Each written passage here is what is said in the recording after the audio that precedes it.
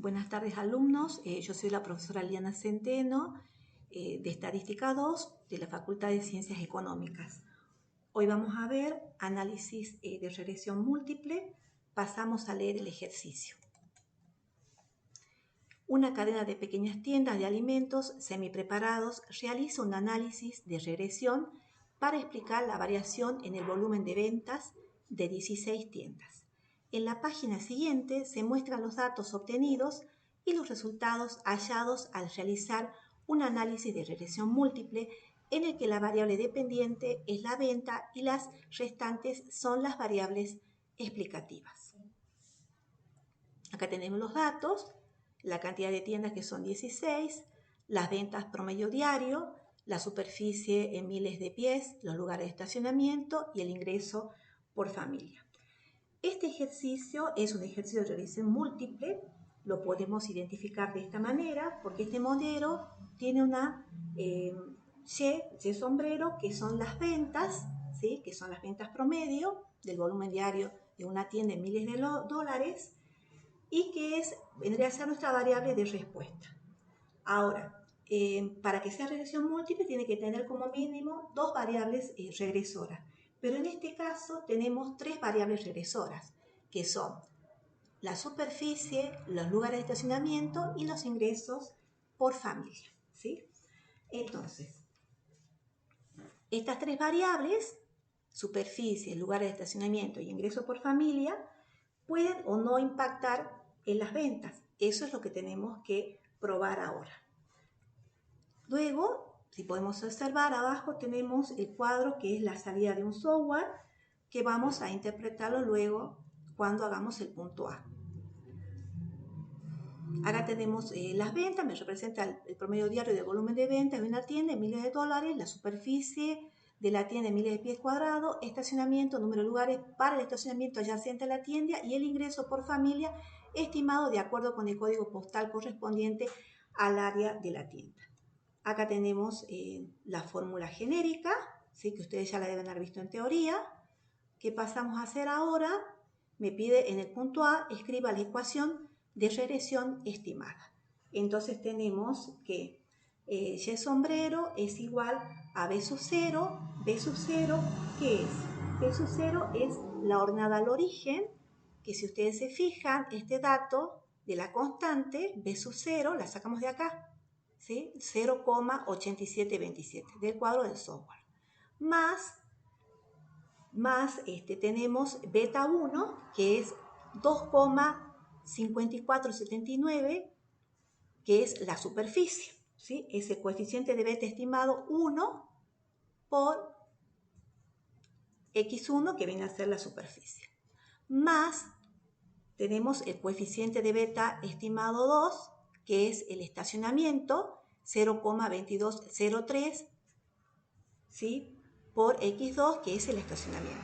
Más tenemos el coeficiente de beta estimado 3, que es 0,5893 por el ingreso, que viene a ser mi x sub 3 ahí en la fórmula genérica. Ahora, una vez que ya escribimos la ecuación, pasamos a hacer el otro punto que acá, me está pidiendo que calcule la desviación estándar residual. Bueno, ¿cómo voy a hacer para calcular la desviación estándar residual? Es igual a la raíz del error, ¿sí? es igual a la raíz de la sumatoria del cuadrado del error sobre n por k más 1. Entonces, la sumatoria cuadrada del error a ese dato lo voy a sacar de acá, ¿sí? Del cuadro de análisis de varianza, sumatoria cuadrada del error es igual a 7,1592. Dividido n, que en este caso n es 16, que es el número de tienda que tenemos, menos k es la cantidad de parámetros que tenemos, que es 3, más 1. Eso me va a dar 0,7724. Una vez que hice el punto C, ya paso a hacer el punto C, donde dice localice la suma de cuadrados residual. la suma de cuadrado residual también es igual a la suma de cuadrado del error, que eso lo saco también del cuadro de análisis de varianza, que es igual, en este caso, 7,1592, ¿sí? Entonces, este error que calculo tiene una distribución normal para cada valor de x con una media 0 y varianza sigma cuadrada. Ahora me dice, el punto D me dice interprete los coeficientes de regresión del modelo obtenido. Entonces, vamos a interpretar. Acá está una interpretación que ya está hecha, ¿no es cierto? Vamos a hacerla nosotros ahora. ¿Qué significa? B sub 0 es el promedio de Y sombrero cuando x1, x2 y x3 son iguales a 0, o sea, cuando todas las variables se hacen 0, entonces Y sombrero es igual a beta 0, o sea, que Y sombrero es igual a 0,8727. Ahora, para el parámetro B sub 1, indica el cambio promedio de la variable Y sombrero, que es la variable de respuesta, por el cambio unitario de x1 cuando todas las x restantes permanecen constantes.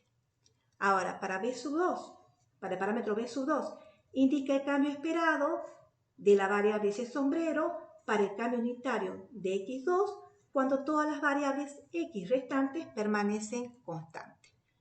Ahora, para B sub 3, indica el cambio promedio de la variable Y sombrero para el cambio unitario de x3 cuando todas las variables x regresoras son iguales a 0. Bueno, entonces ahora, una vez hecha la interpretación, vamos a hacer el otro paso, que ahora nos toca hacer la prueba F de Snedeker, ¿sí? La prueba F de Snedeker. Fijémonos acá, de F de Snedeker, que para ver si hay relación o no entre los coeficientes, ¿sí? Entonces acá tenemos, primero voy a plantear la hipótesis de que todos los valores beta 1, beta 2, beta 3 sean iguales a 0. Y la alternativa planteamos que al menos una de ellas sea distinta de 0. Mi alfa es de 0,01, K es igual a 3, ¿sí? Y n menos k menos 1 es igual a 2, ¿sí? N será el tamaño de la muestra, que era 12, menos 3, que es la cantidad de parámetros, y menos 1, eso me da 12. Entonces, voy a sacar mi F sub 0, que va a ser igual al cuadrado medio de la regresión sobre el cuadrado medio del error. Bien, estos datos voy a sacarlos justamente de acá. Vamos a software. Tenemos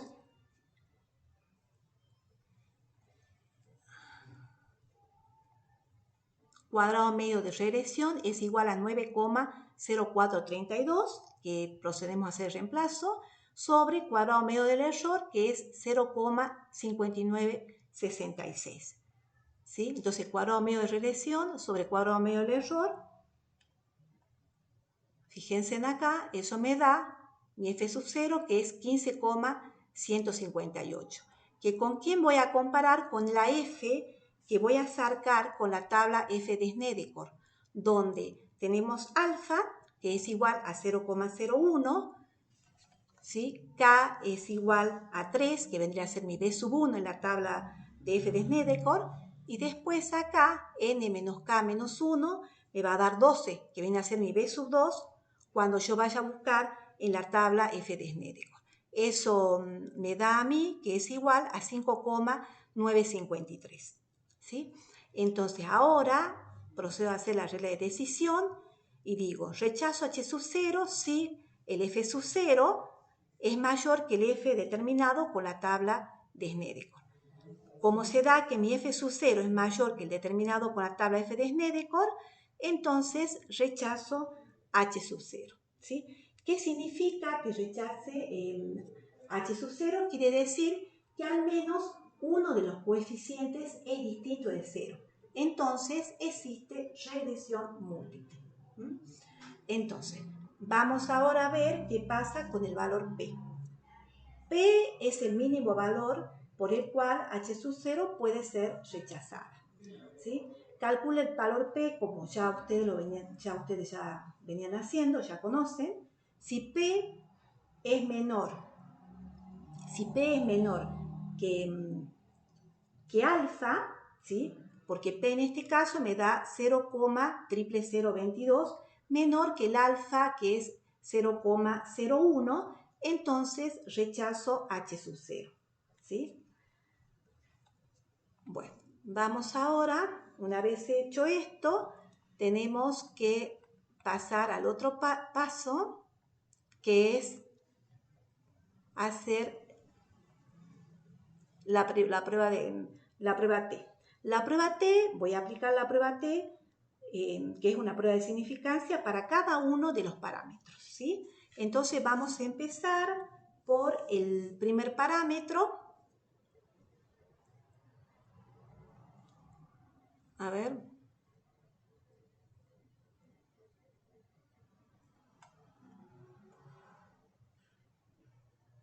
Acá tenemos el primer parámetro. Tenemos el primer parámetro que a todo parámetro con el que vaya a trabajar, yo lo voy a igualar a 0.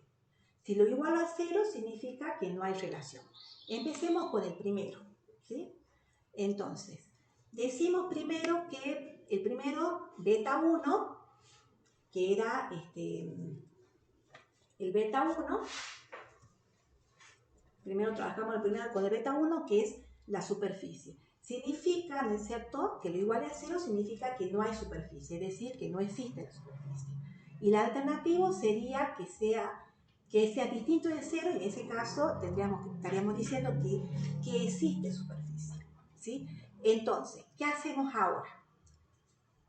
Vamos a calcular mi T sub 0, ¿sí? ¿Cómo hacemos para calcular el T sub 0? Hacemos que es igual a beta 1 sobre el coeficiente beta 1 estimado de la población dividido el coeficiente beta del error estándar de la muestra, ¿sí? Esos datos también los sacamos nosotros del software, ¿sí? Acá en beta 1, si vamos al software, a ver, un ratito, nos fijemos cuál es el valor de beta 1. Acá tenemos, a ver, perdón. Acá tenemos el valor de beta 1 es 2,5479 dividido, en este caso, el coeficiente de beta del error, que va a ser igual a 1,2008. Eso me da 2,122, ¿sí? Bueno, ¿qué voy a hacer ahora? Ya tengo mi T sub 0, voy a sacar este valor, que es el valor que lo tengo que determinar de la tabla. De la tabla TDStudent. Este valor lo saco de la tabla TDStudent. ¿Cómo hago? T de alfa, punto y coma, n menos k, menos 1. T de alfa. El alfa, este alfa, corregimos acá, no es alfa solo, sino que es alfa sobre 2, es decir, que no va a ser 0,05, sino va a ser 0,025.